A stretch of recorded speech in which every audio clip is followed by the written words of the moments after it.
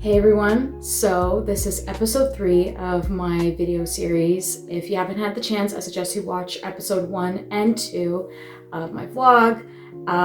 This one's going to be a little bit different today because I decided I just wanted to have more of a personal interaction and kind of going through like a one-to-one, experience and just pretend that we're having a coffee talk conversation. But I really wanted to talk about the last film that I've done called Angel. And I'll put the link down below for you to have a watch. It is again directed by Lefty Putinez, and he also had worked on Homebound with me as well. He is a director, cinematographer, and editor, and he also directed Angel as well. He did all the editing and the cinematography. And I both had written and produced and starred in both of those films, Angel and also in Homebound. So Angel's completely different from Homebound. Angel, without giving too much away or any spoilers, it's actually about a young woman who goes into a situation that is a bit compromising for her. She loses her job and then she goes into the world of online intimacy work, which I'll leave it as that, and I guess you understand where this is going. But we're going to talk about the challenges that we went through on making this film. I would say out of all the films that we've made within the journey and the point where I am in my career, I think Angel is one of the toughest films that I've ever had to write, ever had to produce, and star in and act in. Not because of the fact that, we didn't have, obviously, again, we didn't have a big crew and there was not a huge budget, but it was more so just the context of the story and the complexities that we had to deal with and how much and how far we were willing to go to show what the character is going through based on YouTube restrictions. And of course, if we had a big budget, these things would have to come up in conversation in terms of me having to get paid to do certain types of scenes that can be compromising, or if we had a budget to have someone who could be, let's say, a body double, but that's another conversation for another story. However, based on this film, we knew some of these challenges that we would have to go through and what we were willing to do and still stay within the parameters of those YouTube restrictions without giving too much away. And I think we did brilliant on that. I think we did a fantastic job in terms of showing how much we were willing to basically insinuate or suggest what the character is going through without having to give so much away based on those restrictions. Now, that was the first part of that. But the other issue that we ran into was, and I think a lot of people don't know this, we had shot a first version of Angel that I think a lot of people didn't know. It was a completely different script. It was just basically in one location with hardly any actors, and it was just basically me looking at a screen. And I kind of wanted to do something different to insinuate maybe the person on the other end who's supposed to be the stalker. We don't hear him, we don't see him until the very end of the film. And we thought that would have been a cool idea to play with, and I thought it would have been a cool idea to play with because we were trying to incorporate this thriller-esque type of vibe and the psychological thriller, which I thought was kind of cool because there's a little bit of sex appeal, but then there's thriller, and that sells because people love that. People do like a little bit of sex appeal, but they also like that thriller vibe as well mixed into it. And unfortunately, the structure of the story just did not make any sense. What looked good on paper did not execute properly on screen.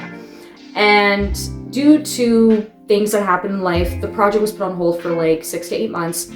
And then my director, Lefty, went back into the editing room. He watched the playback and he was like, look, I'm gradually picking it away at it and there's a lot of context missing. It just does not make any sense.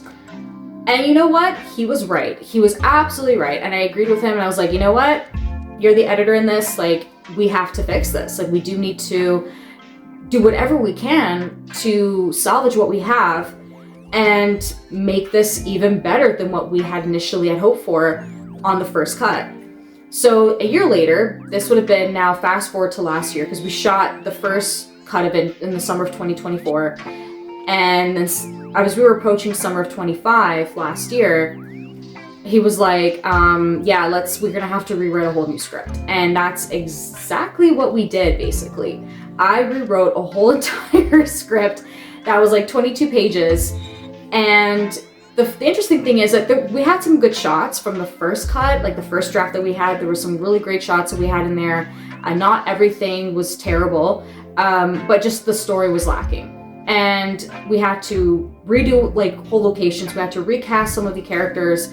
It was like a whole situation. And then fast forward to summer of 25, we decided to move forward with shooting again. And that's exactly what we did. We shot it in 4 days, back to back, 16-hour days, basically, from morning until 1 o'clock in the morning, if that makes any sense. We shot it back to back, no breaks, hardly.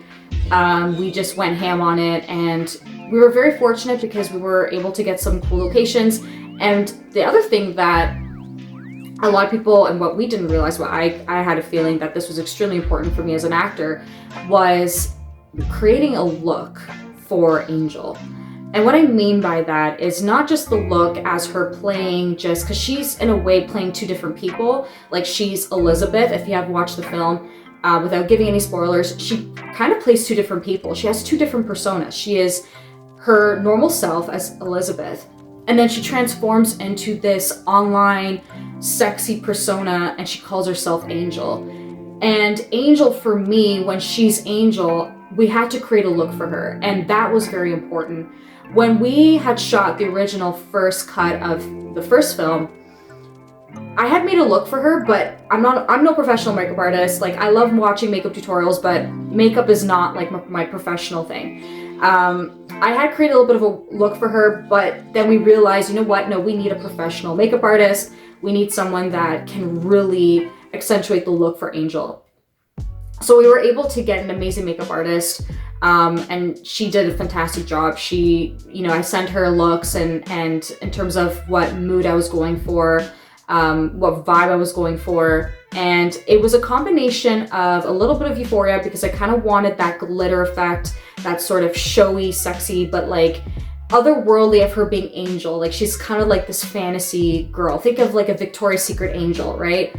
But then at the same time, there's a dangerous part of her, right? There's like this sort of like unpredictable part of herself that comes and emerges in the film and the story of her as being this character. And I referenced the Love Witch because she's also very seductive and enticing to these men, and she lures them in a way, right? So we kind of wanted to mix a little bit of that combined with these looks that I wanted to create for Angel. And it was fantastic. So yeah, it was really great in that respect. We were able to get a great makeup artist. Now, in terms of wardrobe, it was all provided by me, with the normal everyday wear, which was basically sweatpants and just a t-shirt when she's Elizabeth.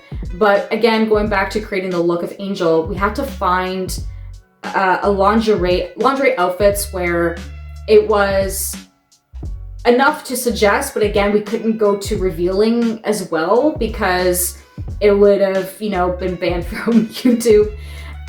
So we just decided to create like, sexier lingerie that could still insinuate the look of Angel, but still not too flashy. It still kind of will insinuate that she's doing this from the comfort of her own home. She's obviously not a professional doing this. We didn't want it to be super over the top in terms of costumes of like, oh, let's add this and let's add a bunch of accessories. It can kind of insinuate that she probably went to the store, bought it herself, and it was very much self-made, put together sort of thing.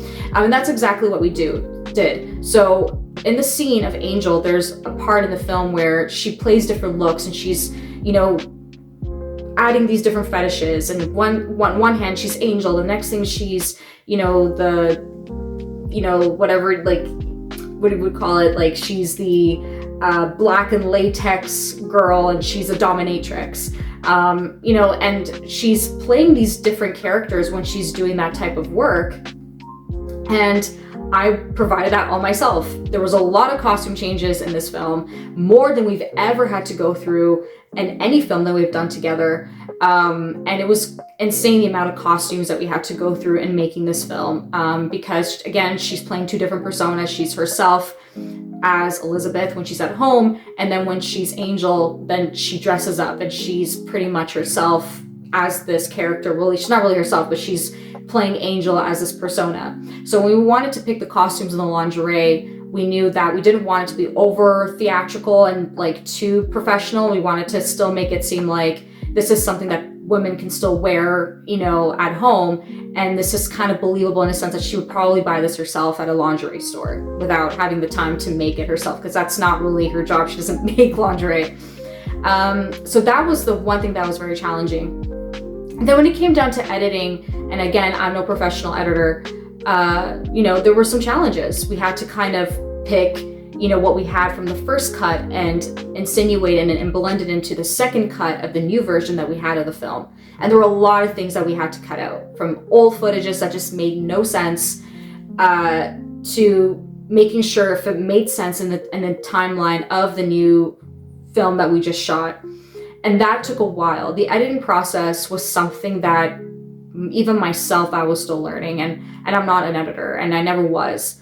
And even, you know, my friend Lefty was still trying to figure out, you know, like, what can we do to make this better? So once we wrapped up the editing, we put it out release.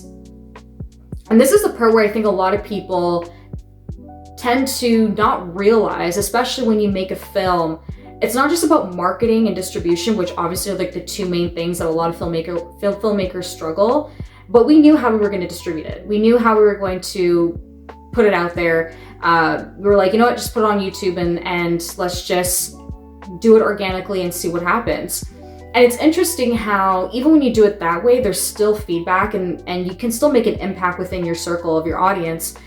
And there was some great feedback, and then there was some pretty critical feedback as well. Like, some people said, oh, you know, the cinematography could have been better.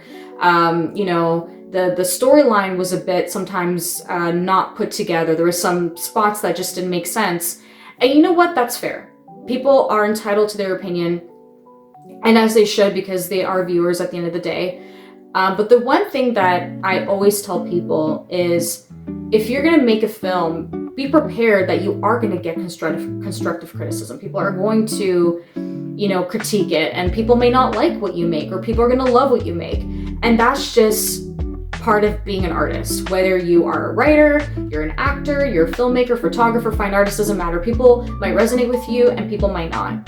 And in terms of Angel, we knew how risky it was, and we understood the lengths that we kind of had to go for in that direction. But also at the same time, we're kind of like, you know what? We don't even have like a full budget to even go through that length. And then obviously it would have been a completely, entirely different film. But it was meant for it to be on YouTube, and you watch it and it's a good film that I think is great for, not just for YouTube. And I don't want to say, oh, it's a YouTube film, because really, what does that even mean? But it has that essence of it being entertaining. You know, it's still within the surface of insinuating and discussing those issues that are happening today. And it's very relevant for today as well, in terms of what a lot of young women are going through and what they had to put themselves through during even COVID and just trying to make ends meet in a very tough economy.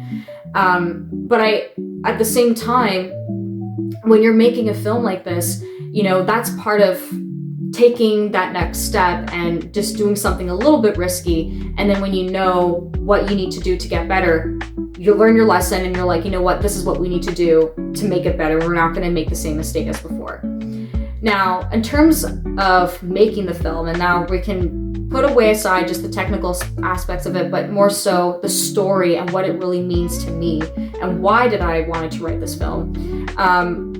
We both had this idea. He had this idea of wanting to do something like this, but the main context behind it was more so the fact that a lot of mostly young women, and men too, but mostly young women, have turned to online intimacy work because it's been very much popularized within the pop media. It's been very normalized to do something like this. And it's not a bad thing. And I think, you know, if someone wants to do this type of line of work, that's their own decision. And that's within their own premises of the privacy of their own home. But what really was interesting to me was you have these women who are also very highly educated, who have degrees, and they're still doing this to try and pay off their debts, to pay off their loans. And I found this article of a young woman who went to law school. She graduated and she started working for a firm. She was in a lot of debt. She was only making, I think, $60,000 a year as a starting out lawyer. But if you look at the weigh-in in terms of how much debt you have to pay versus how much you're making, it's really not a lot. And she said, I was working crazy overtime and I was exhausted and I was barely not even getting by. I was in so much debt.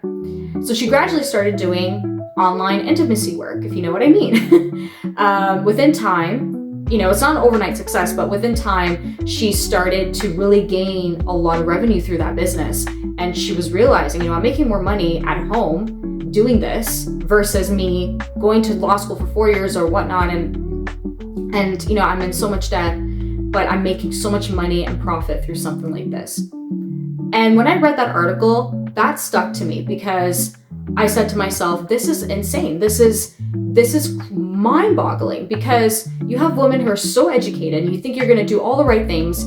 You shouldn't have to go into that sort of situation if you have an education and you have a career and you have a path. This makes no sense. And it really did not make any sense to me.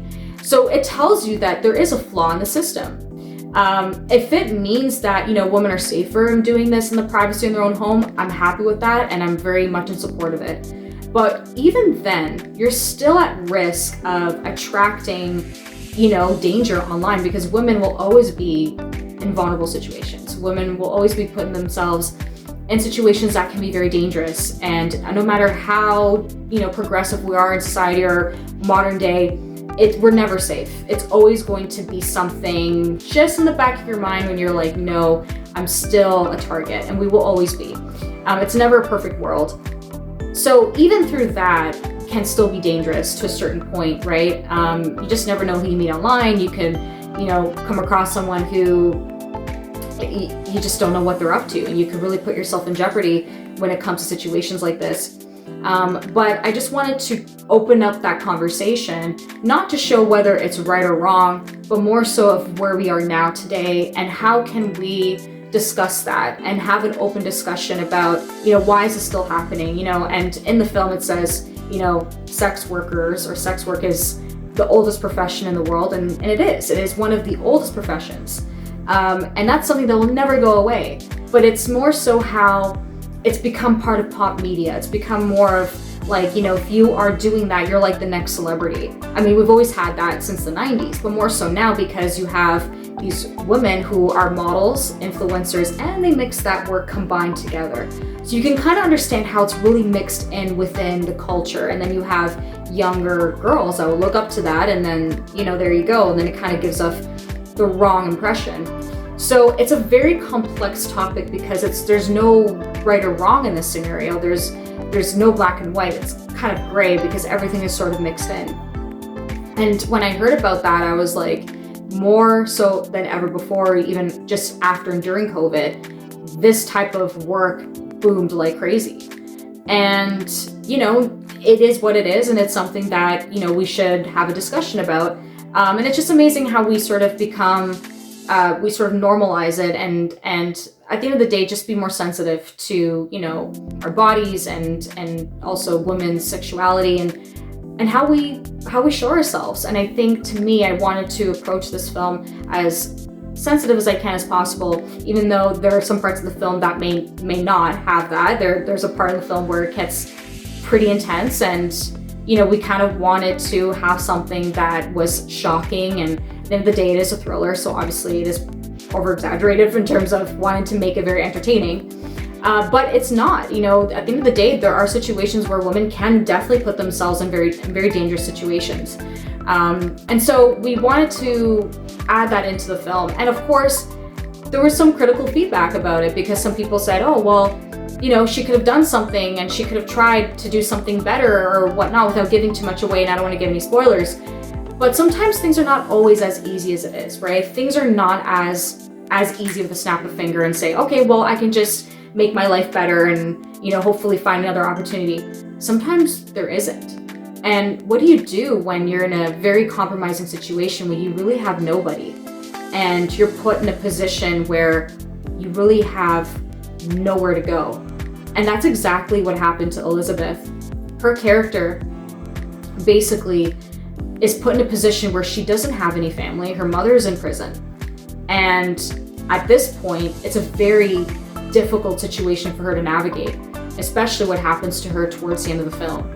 So we left it as that, and we just kind of wanted to let people think like, you know, what would happen next? And that's life. We don't know what will happen next because sometimes things can just happen unexpectedly. And even though you try to plan things throughout your life, things don't always come together the way that you hope it would. Because life is not like that. Life is not always planning and then things come together the way that you had planned it.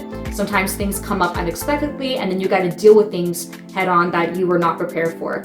And that's exactly what we tried to do with Angel. And I'm gonna leave it as that. I hope you enjoy watching the film.